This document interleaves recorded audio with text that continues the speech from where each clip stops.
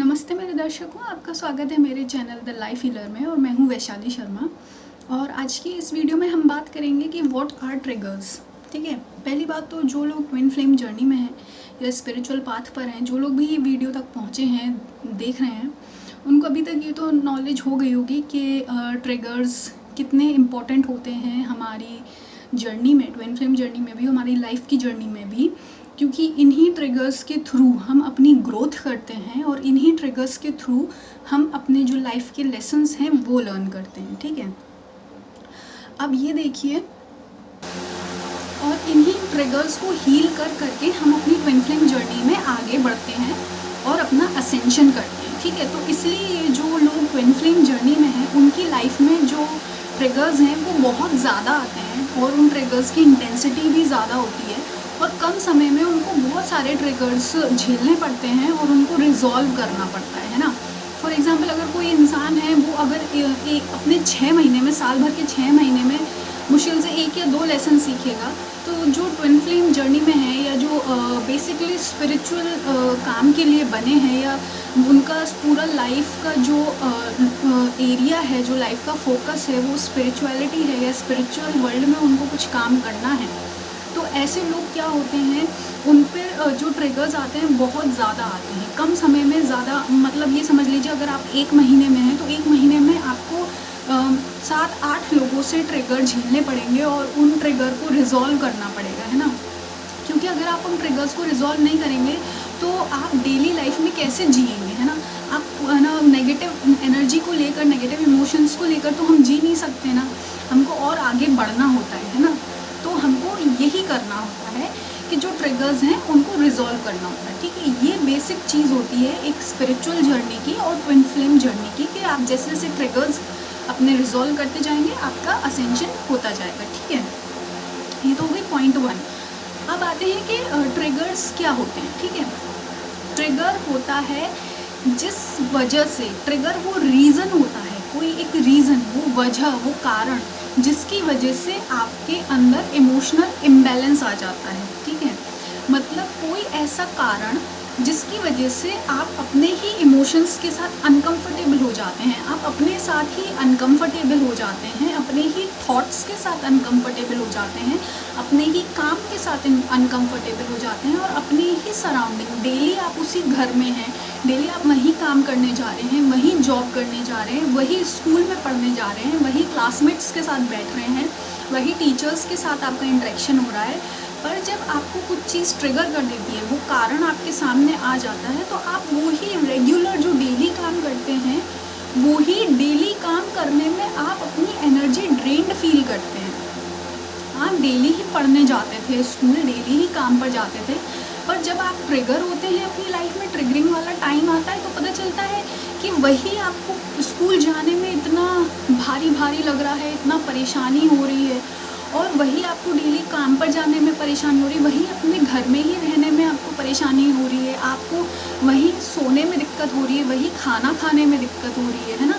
तो ये किस रीज़न से होता है? जब आपके अंदर की एनर्जीज इम्बैलेंस हो जाए, जब आपके अंदर के जो इमोशंस हैं वो गड़बड़ा जाए, तब आपका वो कंडीशन हो जाती है और उसका कारण क्या होता है? ट्रिगर। ठीक है, ये हमने समझ लिया ट्रिगर का बेसिक डेफिनेशन। ट्रिगर मतलब कि कारण।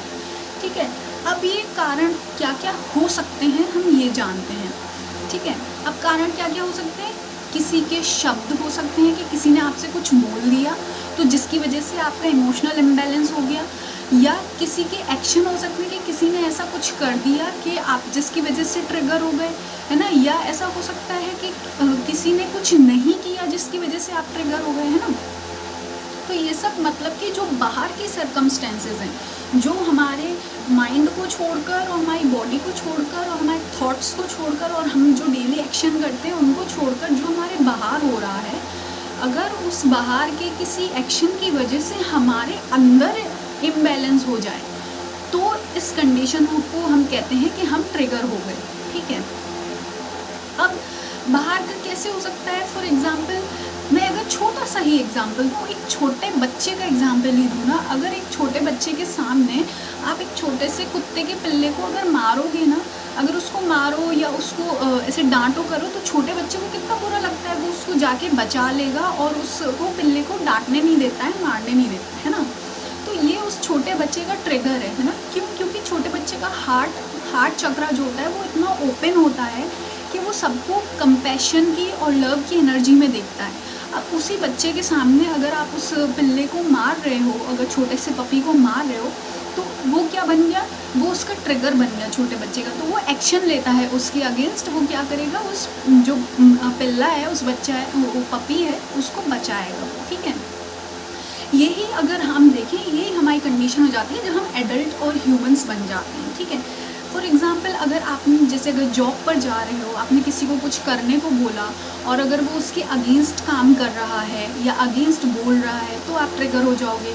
या अगर आप अपने स्कूल में हो, कॉलेज में हो, आपके क्लासमेट हैं, आपके टीचर्स हैं, उन्होंने कुछ बोल दिया या उन्होंने कुछ कर दिया तो आप ट्रिगर हो जाओगे उससे। ठीक है, अब ये होता है जब हम दूसरों के एक्शन से ट्रिगर हो जाते हैं।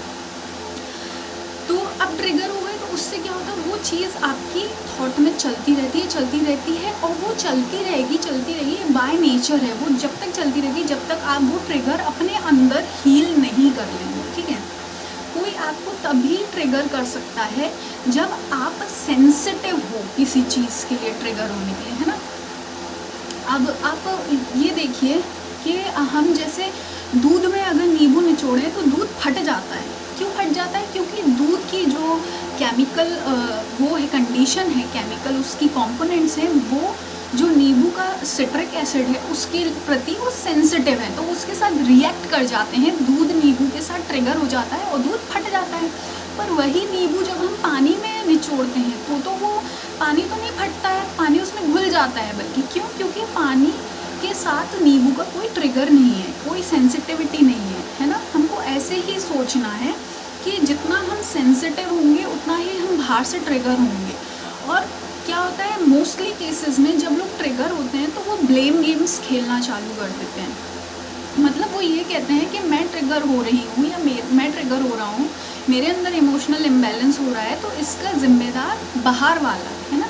होते हैं, पर किसी भी सिचुएशन और कंडीशन के लिए दो लोग जिम्मेदार होते हैं ना। एक तो जिसने वो कंडीशन ट्रिगर आपको किया और एक आप जो ट्रिगर हो गए।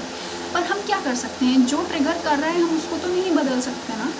पर अगर हम ट्रिगर हो रहे हैं तो हम अपनी सेंसिटिविटी को पहचान कर ये पहचान सकते हैं कि कहाँ है जो मेरी सेंसिटिविटी है, कहाँ है जो चीज़ मुझे हील करने की ज़रूरत है, कहाँ है जो मेरा वूंड है जिसमें पेन हो रहा है, जो ट्रिगर का काम कर रहा है ना। तो हमको बस यही करना होता है ट्रिगर। ठीक है, तो ये तो मैंने थोड़ा सिंपल शब्दों में आपको समझा दिया एग्जाम्पल देके। अब इसकी जो नेक्स्ट वीडियो मैं बनाऊंगी वो उसमें मैं बताऊंगी कि इन ट्रिगर्स को पहचाने कैसे और इन ट्रिगर्स को हील कैसे करें। ठीक है, पहले तो मैंने अभी इस वीडियो में आपको ट्रिगर की डेफिनेशन बता दी और ट्रिगर कैसे काम करते हैं वो बता दिया। नेक्स्ट वीडियो में हम बात करेंगे कि ट्रिगर्स को कैसे आइडेंटिफाई करें और कैसे हील करें। ठीक है, तो आप बने रहिए मेरे चैनल पर। बहुत बहुत धन्यवाद।